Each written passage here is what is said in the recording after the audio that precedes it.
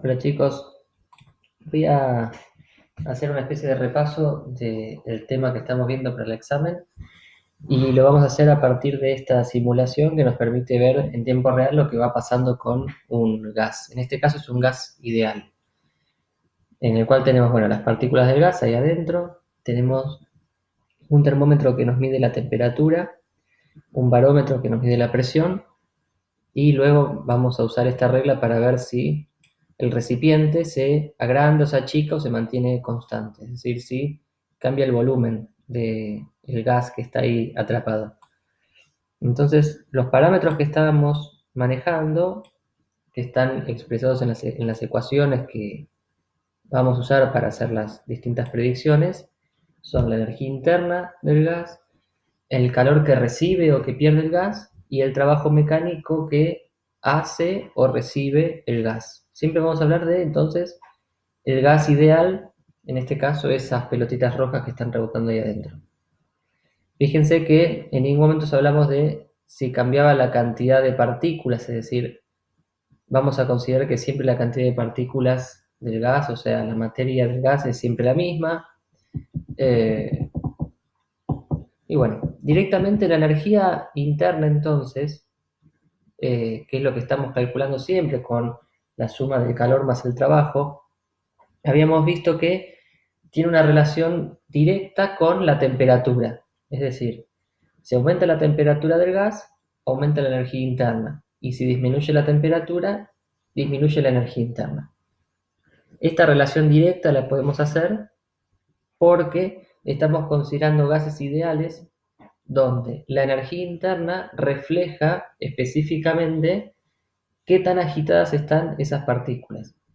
En este caso, las partículas están muy agitadas, tienen mucha energía cinética y como es un gas ideal, como consideramos un gas idealizado, decimos que tiene mucha energía interna. Entonces, yo ahora tengo el programa seteado acá arriba a la derecha para que el volumen se mantenga fijo, es decir, no va a haber modificaciones de volumen. Si vemos la ecuación de trabajo, solamente hay un trabajo cuando hay un cambio en el volumen. Así que ahora, al haber un volumen fijo constante, no hay trabajos en las variaciones que yo haga sobre este gas. Lo que sí puede cambiar es la cantidad de calor que recibe o que pierde. Entonces acá abajo tengo una especie de aparato que entrega calor o quita calor. Si yo entrego calor, en la ecuación vimos que un calor positivo hace que la energía interna aumente. Y como les dije recién, si aumenta la energía interna, debería aumentar la temperatura esta, que está midiendo en 400 Kelvin. Así que ahora para demostrarlo voy a agregar calor y vamos a ver cómo sube la temperatura y por consiguiente la energía interna. Si ahora hago lo opuesto y quito calor, en la ecuación el calor aparece como negativo porque lo estoy quitando y la energía interna disminuye y por consiguiente disminuye también la temperatura. Bien, eso pasa entonces cuando tengo cambios o transformaciones en las cuales solo hay eh, ingreso o egreso de calor de la masa de gas. No hay ni trabajos positivos ni trabajos negativos. Vamos a ver ahora entonces qué pasa cuando yo hago un trabajo sobre el gas. Entonces, vemos en la ecuación que el trabajo se da cuando cambia el volumen. Entonces, yo acá a la derecha voy a sacar la opción de volumen constante, voy a poner la regla para medir o para hacernos una idea de cuánto cambió. Y lo que voy a hacer es mover esta pared hacia la derecha para comprimir al gas, para reducir su volumen. Si yo estoy comprimiendo el gas, yo le estoy haciendo, o mejor dicho, este muñeco que está acá, le está haciendo un trabajo al gas, y en la ecuación vimos que un trabajo que se le hace al gas se considera positivo y hace aumentar la energía interna. O sea, al achicar el volumen debería subir la temperatura porque estoy haciendo un trabajo sobre el gas y estoy aumentando su energía interna. Si ahora hago lo opuesto y corro la pared hacia la izquierda, en cierta forma este muñeco estaría dejando que el gas se expanda. El gas ahora, cuando mueva la pared hacia la izquierda, va a hacer el trabajo, el gas va a estar haciendo un trabajo mecánico, y en la ecuación vimos que cuando un trabajo mecánico lo hace el propio gas, entonces se toma negativo y se reduce la energía interna. Se reduce entonces también la temperatura. Bien, voy a volver a poner volumen constante.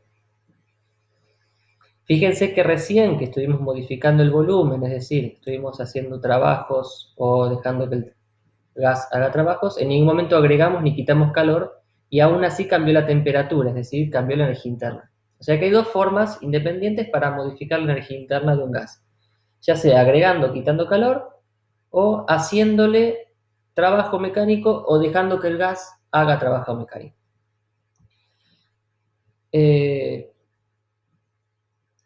Ahora lo que voy a hacer es quitarle calor hasta que la temperatura sea cero o lo más cercana a cero posible. Y a medida que hago eso, a ver, ahí está, a medida que hago eso y que va bajando la temperatura porque le estoy quitando calor, por la ecuación vimos que tiene que haber una reducción en la energía interna.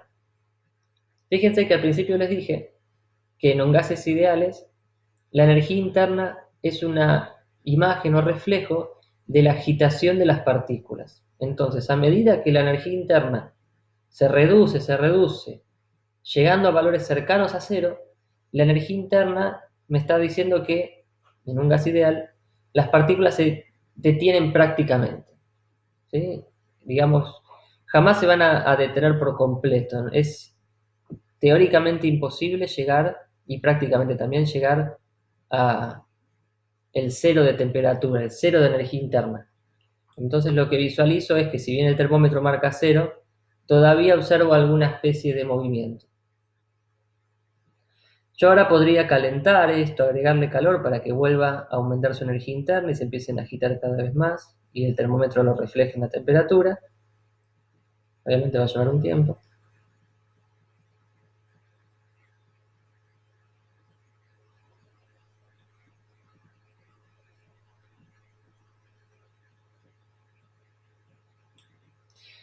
Y otra cosa que puedo hacer es agregarle un trabajo, es decir, puedo aumentar la energía interna agregándole calor como ahora, o puedo de vuelta cambiar el volumen, es decir, hacer yo o esta persona un trabajo sobre el gas. Ahí dejé la opción para poder comprimirlo y cuando yo lo comprima, supuestamente tiene que aumentar la agitación de las partículas y por consiguiente su energía interna. Ahí está. Como dejé de comprimirlo, ya no aumenta más. Si ahora lo expando, o sea, si dejo que el gas haga un trabajo, baja nuevamente la energía interna. Bueno, estas son las únicas variables que hay. Yo ahora lo estoy haciendo de tal forma que actúen trabajo y calor por separado. Pero la ecuación nos permite hacer las dos cuentas al mismo tiempo. Tenemos una cantidad de trabajo, una cantidad de calor, hago la suma algebraica y me obtengo la variación de energía interna. Obtengo cuánto cambió esa energía interna. Lo importante o lo difícil quizás es reconocer cuándo el calor es positivo y cuándo es negativo. Cuando el trabajo es positivo y cuando es negativo. Entonces, por definición, un trabajo positivo es aquel que se hace sobre el gas, que un agente externo al gas lo comprime, ¿sí? Le hace un trabajo. Y un trabajo negativo es cuando el propio gas se expande, cuando es el gas aquel que mueve la pared. Calor positivo es aquel que agrega energía, calor negativo es aquel que quita energía del gas.